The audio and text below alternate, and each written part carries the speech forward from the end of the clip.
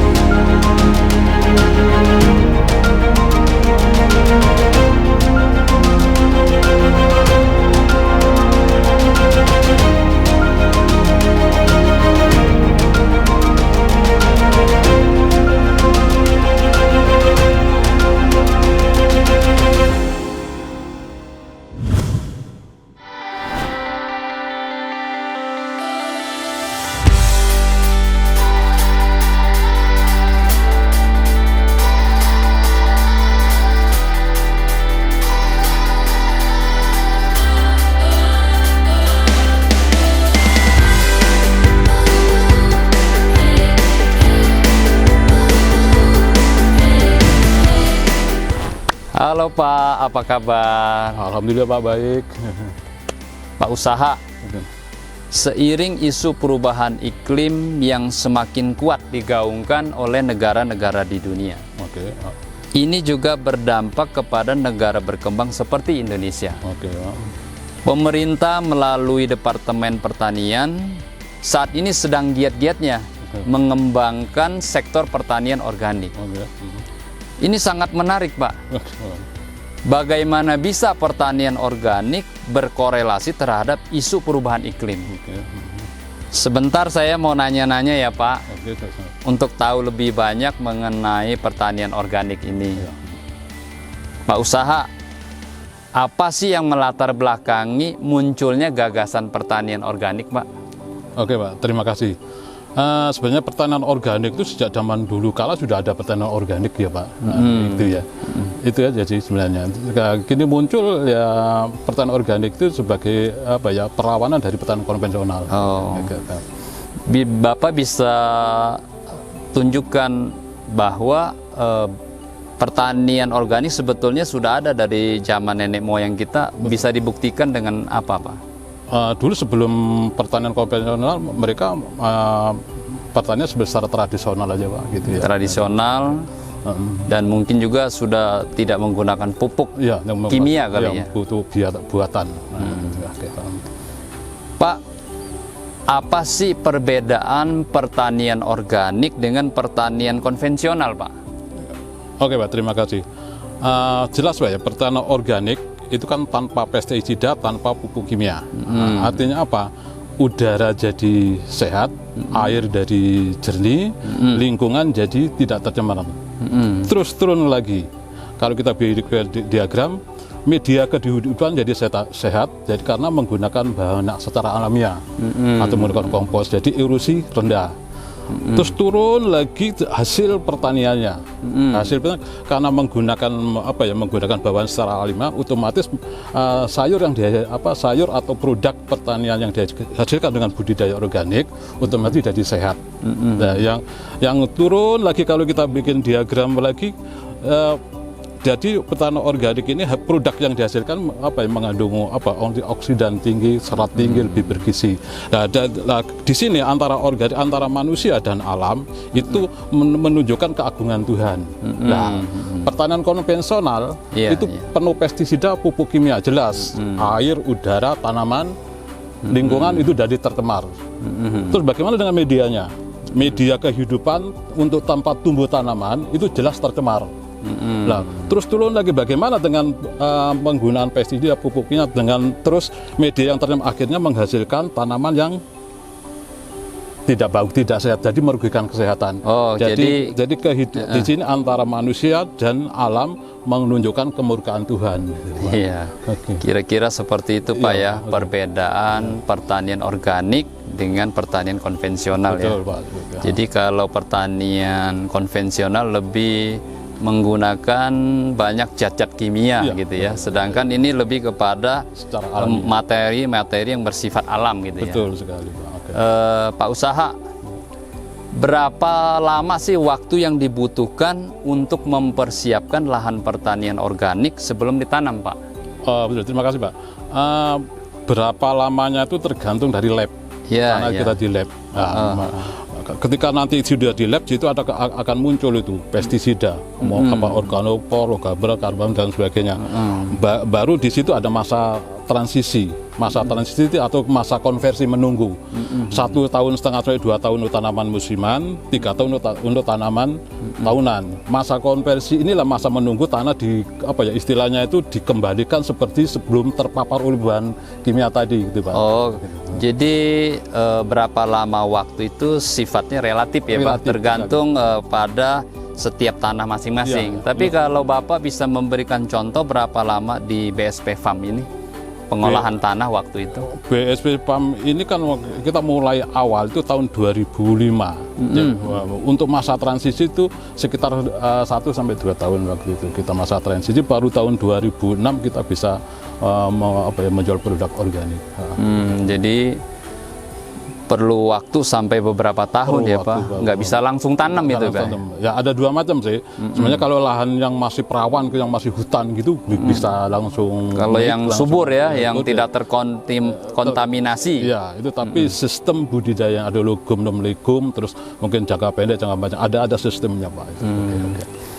Pak, banyak praktisi organik yang mengatakan bahwa pertanian yang menggunakan pupuk kimia bisa merusak tanah dan lingkungan, Pak.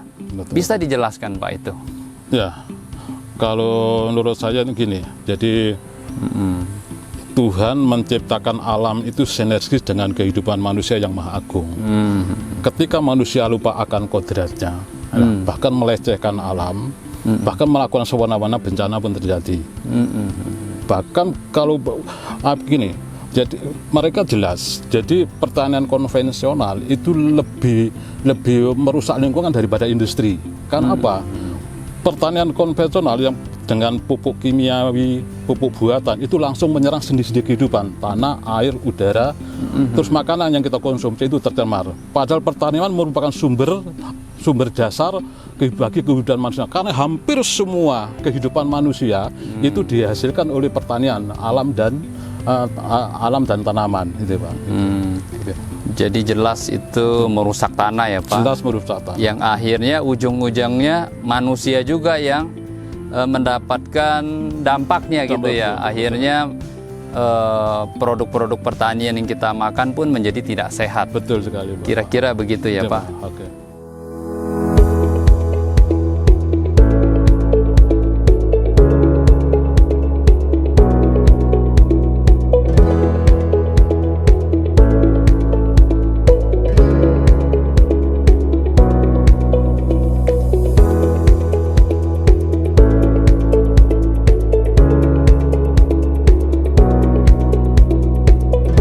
Usaha pertanian organik adalah cara bertani yang mencintai alam, cara bertani yang menyayangi bumi.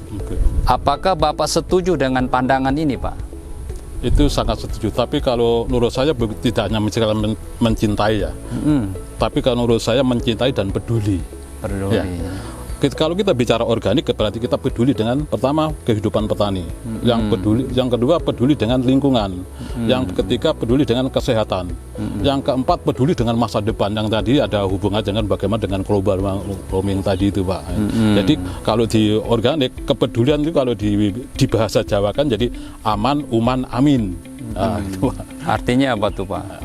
Kalau aman ya kita berkah semua karena kita melawat alam. Karena apa? Alamnya itu jujur. Alam tidak akan lupa membalas budi sama kita, tergantung alamnya mau kita apakan. Mau kita eksploitasi, mau kita lecehkan, tergantung. Makanya kalau Jakarta ingin mengurangi banjir, mestinya pertanian lestari yang digagas oleh BSP Farm gitu, Pak. Jadi kalau pertanian organik jelas ya, Pak ya, Jelas, itu bentuk kepedulian manusia terhadap alamnya, betul. bentuk dari sayangnya manusia kepada alam. Iya, betul.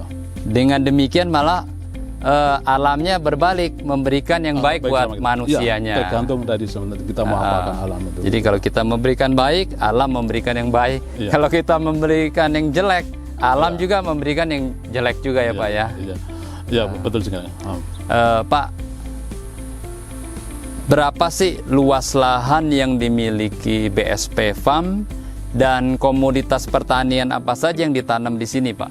Oke, kalau di BSP Farm ini saya akan memberikan gambar secara keseluruhan. Ya, ya. Lahan kita ini seluasnya 40 hektar, Pak. 40 hektar ya, kita Pak, ada ya?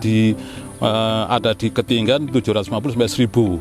Nah, terus temperatur kita ini 21,7 sampai 31, Pak. Terus curah hujan itu 4.000 sampai 6.000 di atas permukaan laut. Nah, pemanfaatan lahan kita bagi tiga sebenarnya, Pak. Lahan perkebunan, terus tanaman pangan dan hortikultur. Kita ada tanaman teh, perkebunan untuk tanaman teh itu kita 12 hektar, terus tanaman kopi 8 hektar, terus tanaman sayur 2 hektar, terus kita ada salak, Pak, 2 hektar, terus tanaman tanaman padi itu 3 hektar. Ada itu. Terus sistem produksi kita jadi kita bagi jadi 3, yaitu pertama organik tradisional yang seperti ini yang kita di hadapan kita tradisional, terus yang ketiga sistem greenhouse, terus yang lagi kita kembangkan lagi ini nanti sistem aquaponik, Pak. Oh gitu. Jadi BSP Farm cukup tinggi ya Pak, sampai 1000 di MDPL ya. Iya, betul sekali. Cukup tinggi sekali, jadi mungkin juga sejuk ya Pak ya. Sejuk, Pak. Lalu komoditas pertanian yang ditanam juga beraneka ragam. Ya, karena betul, Pak, karena dia organik itu menghindari monokultur, polikultur, Pak. Apa tuh Pak artinya monokultur itu? Mono itu jadi satu hamparan, itu satu hanya suku jadi tanaman. Tapi kalau di organik itu beda dengan pertanian konvensional tadi itu, gitu ya. Karena menghindari monokultur tadi polikultur, jadi keanekaragaman tanaman. Kenapa Pak ditanam beraneka ragam gitu Pak? Karena tujuan penanaman itu untuk menjaga keseimbangan lingkungan, Pak. Gitu ya Pak ya. Pak, di mana sih kita bisa mendapatkan produk pertanian organik dari BSP Farm, Pak? Oke. Kalau di BSP Farm kan biasanya dibagi dua, Pak ya. Ada bagian produksi, bagian produksi ini. Iya, iya. Kalau produk yang sudah jadi, yang sudah dikemas, sudah di packaging itu ada di namanya tuku-tuku natural, ada di Kebon Jeruk Jakarta. Jakarta, iya. Ya. Ada outletnya ya Pak ada ya? outletnya, betul, Pak. Di Kebon Jeruk gitu ya? Ya, Selain di Kebon Jeruk Pak, ada di mana lagi Pak? ya ke kebun sini. Oh, langsung di sini ya, BSP bisa. Farm ya? BSP Farm bisa.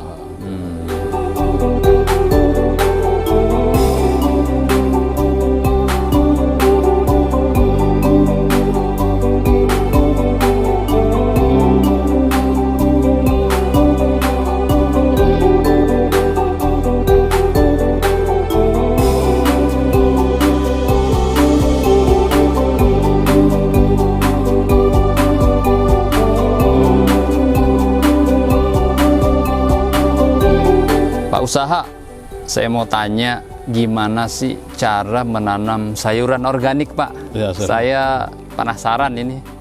Ya, terima kasih, Pak. Dalam praktek pertanian organik sangat berbeda dengan pertanian konvensional, Pak ya. Di mana pertanian organik itu menganut kaidah-kaidah yang berlaku di alam, yaitu keanekaragaman dan pergiliran tanaman. Nah, keanekaragaman semakin beraneka ragam, semakin stabil ekosistemnya. Nah, bagaimana untuk menganekaragaman suatu tanaman ya dengan jalan ya ini. Tanaman ini ada bermacam-macam, Pak ya. Jadi ada tanaman daun, tanaman buah, tanaman umbi, tanaman kacang-kacangan. Nah, itu, Pak. Terus yang kedua bagaimana kan dengan yang ini istilahnya itu rotasi atau rotasi tanaman. Jadi kalau saya bilang yaitu untuk memutus siklus hama penyakit dan menjaga unsur hara dalam tanah. Itu, Pak, yang dikatakan rotasi tanaman itu tadi, Pak. Seperti itu ya, Pak ya.